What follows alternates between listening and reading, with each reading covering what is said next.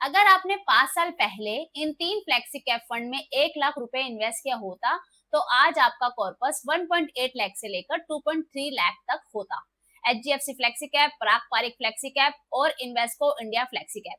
आज हम इन तीनों का एक डेटा ड्रिवन कंपैरिजन करेंगे, जो पिछले 3 सालों के परफॉर्मेंस, रिस्क और कंसिस्टेंसी मैट्रिक्स पर बेस्ड है, ताकि आप 2025 के लिए best flexi cap fund choose कर सके। फ्लेक्सी कैप फंड का सबसे बड़ा एडवांटेज होता है इनका free allocation across large cap, mid cap और स्मॉल कैप स्टॉक्स। इस फ्लेक्सिबिलिटी का मतलब है कि फंड मैनेजर मार्केट की सिचुएशन के हिसाब से अपना अलोकेशन बदल सकता है, लेकिन इसका एक साइड इफेक्ट भी है।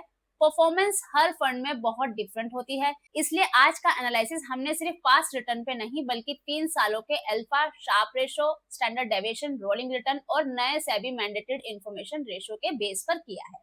ये अप्रोच आपको सिर्फ हाई रिटर्न वाले फंड नहीं, बल्कि कंसिस्टेंट और रिस्क एडजस्टेड परफॉर्मर आइडेंटिफाई करने में हेल्प करेंगे।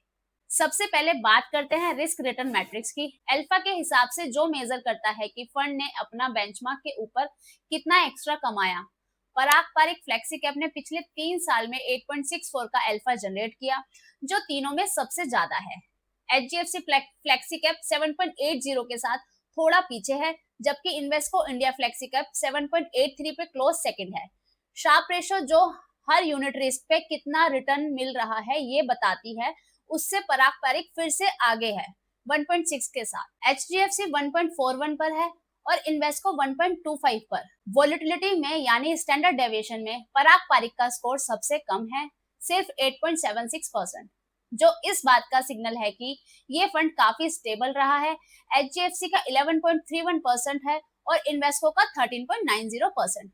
अब एक इम्पोर्टेंट मैट्रिक्स जो हम इस एनालिसिस में ऐड कर रहे हैं, information ratio, that is IR। SEBI ने अब मैंडेट किया है कि फंड हाउस को अपने फैक्ट शीट में IR डिस्क्लोज करना होगा, ताकि इन्वेस्टर को पता चल सके कि फंड मैनेजर ने बेंचमार्क के कंपैरिजन में कितना कंसिस्टेंट आउट परफॉर्मेंस दिया है।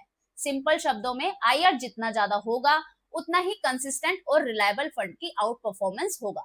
ये मैट्रिक सिर्फ 1-2 साल के लकी रिटर्न नहीं, बल्कि रेगुलर रिपीटेड बेंचमार्क बीटिंग को मेजर करता है। हमारे एनालिसिस में पिछले 3 सालों का डेटा HDFC फ्लेक्सी कैप का IR 1.90 है, जो काफी स्ट्रॉन्ग कंसिस्टेंसी दिखाता है।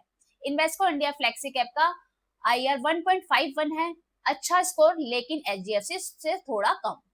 पराग पारिक फ्लेक्सी कैप का IR 0.81 है, मतलब ये फंड ने कुछ सालों में स्ट्रॉन्ग परफॉर्म किया है, लेकिन कंसिस्टेंसी HDFC और इन्वेस्को जितनी नहीं रही। अब आते हैं रोलिंग रिटर्न एनालिसिस पे। पिछले 5 सालों के रोलिंग रिटर्न में HDFC का एवरेज रिटर्न 26.56% रहा है, इन्वेस्को का 24.40% और पराग पारिक का 21.26%। अगर हम देखेंगे कि कितने परसेंट टाइम फंड का रिटर्न 20% से ज्यादा रहा, तो HDFC से 99.58 टाइम ये लेवल मेंटेन किया है। इन्वेस्को ने 76.36% टाइम और पराग पारिक ने 64.48% टाइम। इंटरेस्टिंग बात यह है कि पराग पारिक काफी टाइम से 15 to 20 रेंज में रहा 35.52% ऑफ द टाइम, जो कंजर्वेटिव लेकिन स्टडी परफॉर्मेंस का सिग्नल देता है। HDFC का ये रेंज ऑलमोस्ट नेग्लिजिबल है, क्योंकि उसका रिटर्न ज्यादातर 20% से ऊपर ही रहा है। पोर्टफोलियो एलोकेशन भी फ्यूचर परफॉर्मेंस डिसाइड करता है। HDFC फ्लेक्सी कैप में giant plus large cap allocation लगभग 87% है, मिड कैप 12.6%, स्मॉल कैप सिर्फ 0.35%, काफी stable low risk profile.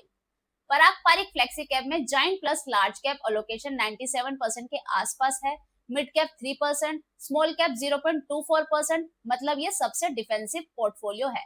Invesco India flexi cap relatively aggressive है, giant cap 35.76%, large cap 46.84%, mid cap 13.46%, small cap 3.95%। अगर आपको एक ऐसा फंड चाहिए जो कंसिस्टेंटली बेंचमार्क को बीट करे और हाई रिटर्न्स डिलीवर करे, तो HDFC फ्लेक्सी कैप एक स्ट्रॉन्ग कंटेंडर है।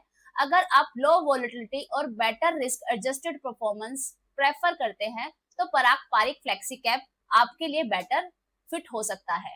और अगर आप थोड़ा ज्यादा ग्रोथ के लिए कंफर्टेबल हैं, जिसमें थोड़ा स्मॉल कैप का स्पाइस भी हो, तो इन्वेस्को इंडिया फ्लेक्सी कैप आपको पोर्टफोलियो में एक एग्रेसिव बट प्रॉमिसिंग पिक बन सकते हैं। लेकिन एक बात याद रखिए, फ्लेक्सी कैप फंड पर कोई रिस्ट्रिक्शन नहीं होती कि वो लार्ज कैप, मिड कैप या स्मॉल कैप में कितना अलोकेशन रखे।